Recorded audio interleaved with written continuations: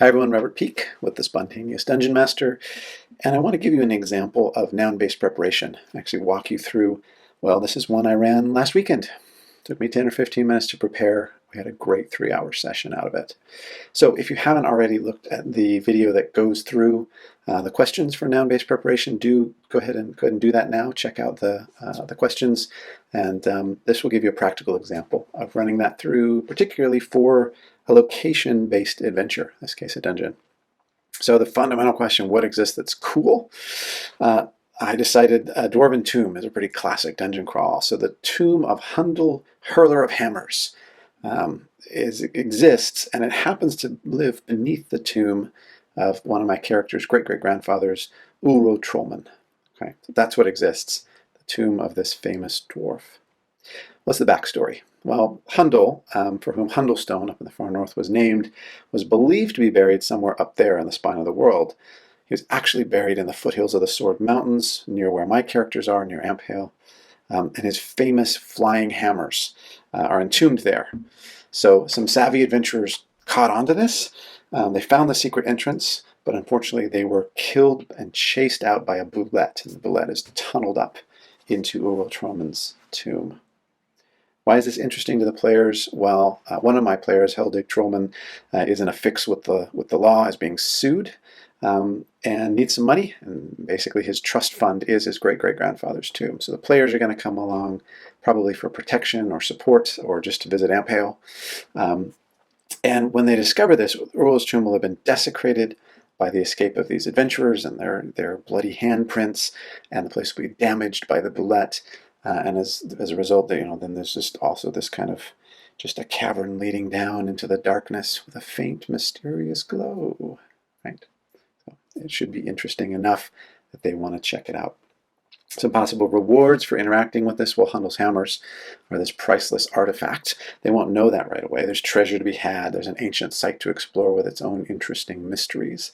So we've hooked them in with initial interest, and then we're going to reward them with further interesting and useful things, further rewards along the way. Some possible dangers in interacting with all of this. Well, there's a boulette roaming here, right? And more importantly, Hundel's clan, they've laid all kinds of traps, classic dwarven traps. So this tomb's been sealed off for centuries. There's probably not a lot else that's living here beside the boulette that's sort of tunneling in and out of these rooms. There are these traps.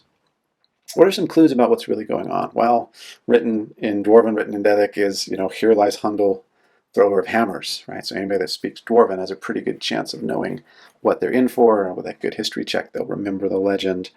There's evidence of traps, right? And evidence of this boulette roaming through, severed body parts, severed by a beak or an axe. The tomb is clearly a Dwarven-made tomb based on its craftsmanship and stonework, which should also signal that there's potentially traps going on in here as well. The previous adventuring party has left some clues that they knew about this from some writings in Mirabar, and they've discovered some of the clues about how to relate to this tomb that they've imparted with some of their dying words. And there should be tremors occasionally, right, signaling that this boulette, this creature, is roaming around. So these tremors happen. Give everyone a dexterity check. Some people fall on their butt. It's funny, but it also is signaling the portent of something else. So how do we start? Do we start with, Heldig petitioning Dad for some money and deciding to go off to the tomb? No. Start in the tomb. Start in the tomb, and when you open the door, there's bloody handprints, and there's this passageway leading down. The tomb has been clearly, tunneled into. There's bits of body parts. There's literally, dripping blood leading down into the chamber there. Pretty irresistible beginning to an adventure. So in this case, in terms of structure, I used the 5-room dungeon. The entrance is the tunnel, the boulette tunnel in the middle of the tomb. It didn't exist there a few days before. It does now.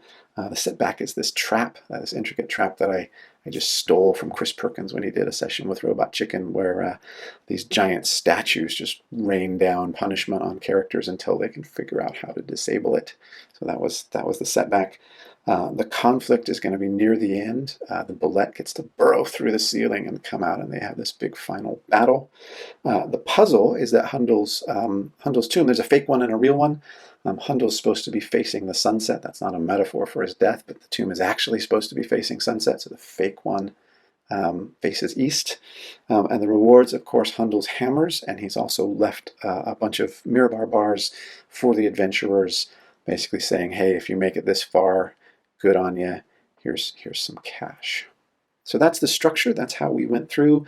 And this was a great adventure for the party. I had no idea how they were going to get through this tomb. I just kind of set it up and laid it out and let them run with it. But I had enough structure that I knew we could run for a good 3 hours and have some fun.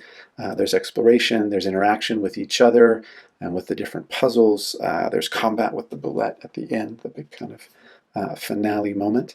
And it was really just set up loosely enough that I could kind of just roll with it with a single page and mostly focus on description, focus on this, this wonderful dwarven tomb and all that they were seeing and smelling and experiencing inside this tomb from a first-person point of view, rather than, always consulting my notes about the details that I necessarily felt I had to lead them through in this. So that's one example of using noun-based prep. What exists that's cool? The tomb of Hundel, Hurler of Hammers. And weirdly enough, it's beneath a tomb of one of the characters' own ancestors, far away from where everyone thought it should be.